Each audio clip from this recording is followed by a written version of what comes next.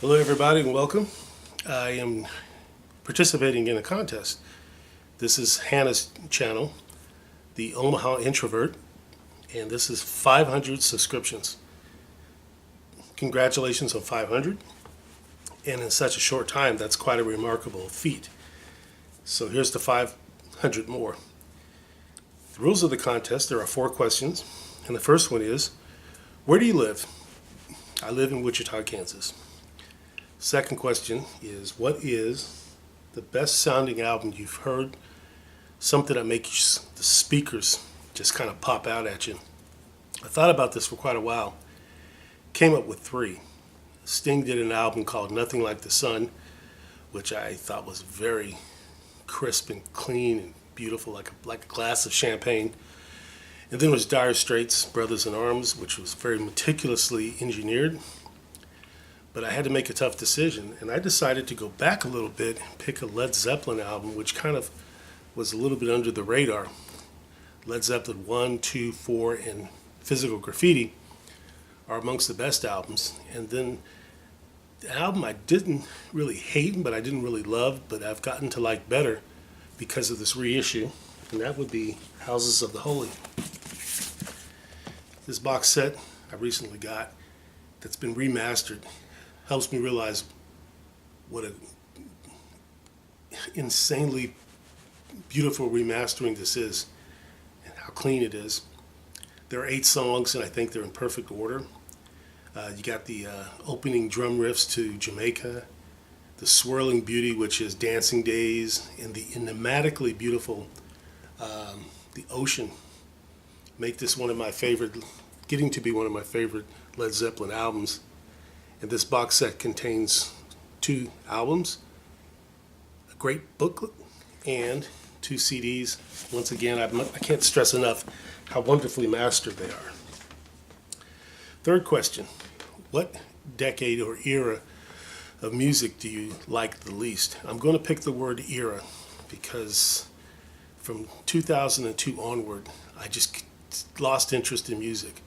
The grunge scene was dying down. The lead singer to Alice in Chains had passed away. It was kind of the dark ages for me when it came to the music I was listening to. So I just stopped. And, occasionally I would find something that would, pique my interest. But for the most part, I didn't. And it seemed that when MTV first came out, a lot of record producers were putting more emphasis on how a group looked instead of how they sounded. And I'm not saying that's true about everything, but in my personal opinion, that's how I feel. The next question is, give me 5 good psych albums. No problem. I'm going to start off with Gandalf 2. Now, I don't have this on vinyl, but Gandalf only released 1 album. And then they released this collection of outtakes, demos, and acetate that did not appear earlier. And I kind of like that because it has a kind of an intimate feel when you listen to this record. This is kind of a lush, I wouldn't say lush, but beautiful psych album. As far as garage psych goes, this is People, I Love You. We hear a lot of folks talking about In-A-Gadda-Da-Vida being Iron Butterfly's opus, in which that song takes up an entire side of the album. But not to be ignored is the Epic, which takes up the entire side too with this garage psych band. And the music subgenres within it is all over the place, in which I really appreciate that. And then this is definitely a lush pop psych album. This is Fever Tree's Creation. I've always liked this group, and this album is no exception. I'm going to kind of fly through these because I know you have a lot to look at. The third album from the Moody Blues, In Search of the Lost Chord, one of my favorite psych albums of all time. Ride My Seesaw. That's on this record, to give you an idea of what you're in for when you listen to this album, In Search of the Lost Chord, and a beautiful psychedelic illustration on the front there. Then we have, and last but not least, Moby Grapes' Wow. Iconic album cover. I wasn't too excited about this when I heard it because it was just so up and down. But after repeated listening, and especially listening to the song Rose Colored Eyes, I've grown to really like this record a lot. And one of those records that usually makes the top 20 psych lists that they have out there. Now, you get a bonus if you can show an album that's got a cat on the cover. Apparently she's a cat lover, as am I, so I really appreciate that.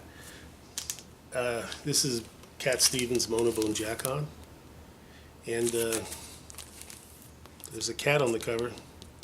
Okay, I will withdraw that.